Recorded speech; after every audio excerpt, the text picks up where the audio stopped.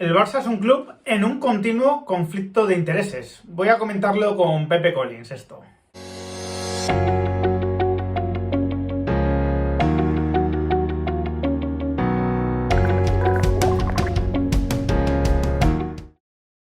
Muy buenas a todos, ¿qué tal? Vamos a hablar de los diferentes conflictos de intereses que tiene el Barcelona, de la figura de Albert Soler, de cómo afectan a la competición, de cómo la ponen en cuestión continuamente.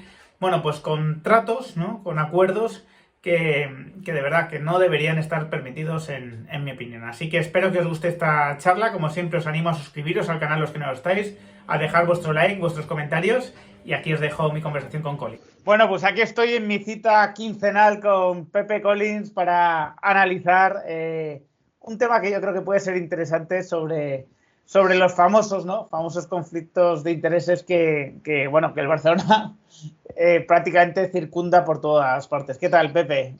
Pues muy bien, encantado de estar aquí contigo y tratar el temita. Sí, sí, es un tema donde yo creo que escojo a la persona adecuada para hablarlo porque, bueno, ya le conocéis todos, ¿no? A Collins es una persona que, bueno, que vive en Cataluña, conoce muy bien al Barcelona bueno, a nivel deportivo, por supuesto, pero también a nivel sociológico, ¿no? Y creo que, bueno, que es un club que lo tienes muy bien analizado, ¿no? Al margen del Real Madrid, que lógicamente es tu pasión, pero el Sí. Barcelona, como archienemigo del Madrid, también lo tienes muy bien analizado. Y yo el otro día, repasando, detectaba mínimo, a lo mejor a ti se te ocurren más, ¿no? 4 conflictos de intereses en no demasiado tiempo que ha generado el Barcelona o alguien relacionado con el Barcelona, ¿no? Entonces, quería, bueno, que nos dices tu visión sobre ellos, ¿no? Cómo los ves y realmente, bueno, pues denunciarlos también de alguna forma, porque los conflictos de interés por definición son negativos, ¿no? Claro. Básicamente los que a mí se me ocurrían, por supuesto el caso Negreira, digamos que lo mínimo que cabría reconocer del caso Negreira es que es un conflicto de interés, eso es la versión digamos que más light y favorable del asunto para el Barcelona. Ujú. Estaría el asunto de Piqué y la Supercopa de España, que al Exacto. final era un capitán del Barcelona organizándolo. Estaría también el tema de Roures y como socio empresarial y como balista y al mismo tiempo como realizador en los partidos. Y el último sería el de Ersic, ¿no? Este responsable de UNICEF que al mismo tiempo tenía un cargo muy importante en la UEFA hasta 2015 en el tema de los árbitros, ¿no? No sé, dame una visión general un poco sobre estos temas porque parece que es un club que vive rodeado de situaciones conflictivas, ¿no? En este, Mm. en este aspecto. Bien, podríamos hablar de otros, también. Eso ya te iba a decir que seguro que ibas a añadir más, seguro que ibas a Sí, añadir no, más. por ejemplo, hay una relación societaria entre Piqué y Tebas y la Liga, o sea, Otro, efectivamente. también. Y luego hay que ver, pues, el tema de Albert Soler, hasta qué punto ahí no hay también ramificaciones, pues, que chocan con la ética, ¿no? Entonces, pues, bueno, de hecho está imputado por eso. O sea, no, eso es la evidencia de que también hay otro ahí con Albert Soler. ¿Y qué me parece? Hombre, pues me parece que cuando hay tantos conflictos de intereses en tantas direcciones y con un epicentro que es siempre el mismo club, pues que estamos hablando de un tema sistémico, no estamos hablando de casos aislados. Entonces, esa es la impresión que da todos estos hechos. No ya que esto sea una cuestión de un pacto que tuvieran un presidente con una persona particular que se ha ido prolongando con el tiempo como algo individual. La impresión, le digo, no la certeza, pero la impresión que da esto es que esto obedece a un tema más sistémico y que igual lo que es una ramificación es esto, es lo que llamamos el affair Negreira, ¿no? Esto es una Sí. ramificación de algo mucho más amplio. Claro, parece cultural, ¿no? Parece un tema ya de cultura del club que Totalmente. ha ido sobreviviendo a diferentes presidentes por hacer una explicación muy rápida, ¿no? Aunque la gente yo creo que está bastante puesta en este tema. El caso Negreira lo conocéis todos, evidentemente, pagar al vicepresidente de los árbitros durante mínimo 17 años. Se piensa que también en la época de Núñez, el caso de la Supercopa de España con Piqué, bueno, pues organiza el presidente de la federación con el capitán del Barcelona una competición en la cual ambos cobran más si el Barcelona es uno de los dos equipos que se clasifican junto con el Real Madrid, ¿no? Bueno, el conflicto de intereses es evidente cuando el presidente de la federación es el responsable de los árbitros también. El de Ercic, pues el patrocinio que supuestamente tuvo de forma gratuita el Barcelona durante muchos años, con una persona que, responsable de UNICEF, que al mismo tiempo era responsable de los árbitros en Europa. Por lo tanto, todo lo que fuese positivo para el Barcelona lo era, aunque fuese de manera indirecta para UNICEF, ¿no? A nivel particular. Y por supuesto, ¿no? El tema de Roures, que hay discrepancias, ¿no? Hay diferentes debates sobre qué importancia tiene Roures para el VAR, pero lo que no cabe ninguna discusión es que Roures tiene una gran importancia para el relato, para las imágenes que nos llegan a casa, ¿no? Y que al final forman parte de la realidad, por lo tanto, porque solo es real lo que se conoce, lo que no se conoce no es real. En el caso de Roures hay una doble casuística. O sea, es el hecho de que Roures es avalista, incluso propietario de una parte del negocio del Barcelona, y es el que emite los partidos, por lo tanto tiene un interés de que las cosas vayan en una dirección. Sí. Pero luego hay una segunda casuística, que es la de que Roures es el proveedor de imágenes a la empresa que luego actúa, que vemos que ejerce con el VAR. Digamos que Roures le da la imagen a la competencia. Una competencia creo que está incluso recurrida, a la que lleva a los tribunales. Sí. Entonces, claro, para que la gente lo entienda, Roures le está pasando las imágenes a una empresa a la que no quiere que le vaya bien.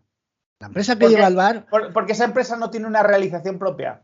La empresa que gestiona el VAR en España. Digamos, porque es lo que nos cuentan muchos de los que defienden esta situación. Roures es el que provee la imagen, da la imagen. Dicen que en bruto. A mí me dicen, no, es en bruto tal.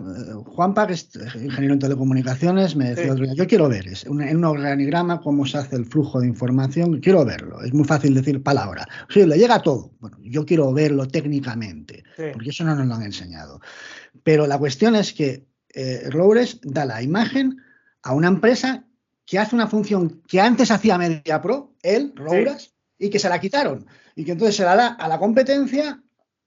Ya digo, está ejerciendo una función que él la tiene hasta recurrida a los juzgados, por lo tanto a Roures no le interesa, a MediaPro no le interesa que esa empresa lo haga bien, porque es que antes estaban allí y ellos quieren estar ahí ejerciendo esa función, con lo cual ahí ya hay una relación turbia de intereses encontrados. Claro, es que al final el problema inicial de todo es que Roures sea socio empresarial del Barcelona y que su beneficio vaya a depender de la buena aventura del Barcelona. Es evidente, ¿no? Es evidente que si tú has puesto 100 millones en un negocio, pues pretendes, me imagino, obtener una rentabilidad por ese negocio. Y claro, no eres una persona, digamos que totalmente neutral en la competición, eres una persona importante porque estás realizando los partidos, suministras las imágenes al VAR y por lo tanto el conflicto de intereses es evidente, ¿no? Entonces, es lo que dices tú un poco, ¿no? Al final es un club envuelto en conflictos de intereses, cuanto menos siempre, quiero decir, insisto, ¿no? Es lo más suave que se puede decir, ¿no? Que calificar estas situaciones como conflicto de intereses es lo más suave siempre, ¿no? Siempre es la versión light, porque claro, evidentemente, bueno, pues en el caso Negreira, que creo que tú y yo, no sé si hemos hablado del caso Negreira en nuestros canales, yo creo que es tremendo, ¿no? Pero yo creo que han pasado cosas que nos han hecho no hablar cuando lo estamos tratando en nuestros canales, lógicamente, con mucha atención. Claro, lo último que hemos sabido, parece ser, Javi, es que este Negreira, ya fuentes arbitrales empiezan a hablar de que era, bueno, pues que era una especie de mano negra en el comité técnico de árbitros, es decir, alguien que podía hacer con el dedo para arriba o con el dedo para abajo y cambiar el futuro de muchos árbitros, ¿no? Claro, eso ya el conflicto de intereses cada vez es más potente, ¿no? En ese aspecto. La hemeroteca tira por tierra ese argumento de que no tenía influencia, de que era un florero, de que no... vas a la hemeroteca y encuentras decenas de menciones, además de Marca, de AS, de Mundo Deportivo. Sport no, porque no existía, o pues un periódico más reciente. Bueno, no sé si en aquella época, a los principios, en los 90, el Sport puede ser que sí. Pero vamos, hay hemeroteca de Mundo Deportivo, de muchísimos periodistas, incluso de los propios protagonistas, hablando de Negreira como el hombre decisivo en las designaciones, en los ascensos, en los ascensos. Ya eso te lo tira por tierra. Pero vamos a ver, es que el simple argumento que esgrimen algunos de no, simplemente estaba ahí porque era pues el mejor amigo de uno de los mejores amigos de Sánchez Arminio, porque era su linier y tenía una relación tan estrecha que, bueno, lo ponía ahí porque por relación, por su cercanía. Pues eso ya te da cuenta de la influencia que tenía Claro. en el que mandaba. Es que el argumento en sí que te dan de defensa es inculpatorio. Te están diciendo que esa persona en el que mandaba tenía una influencia absoluta. Pues entonces, Claro, o sea, es la famosa figura del consejero, ¿no? Que dices, claro.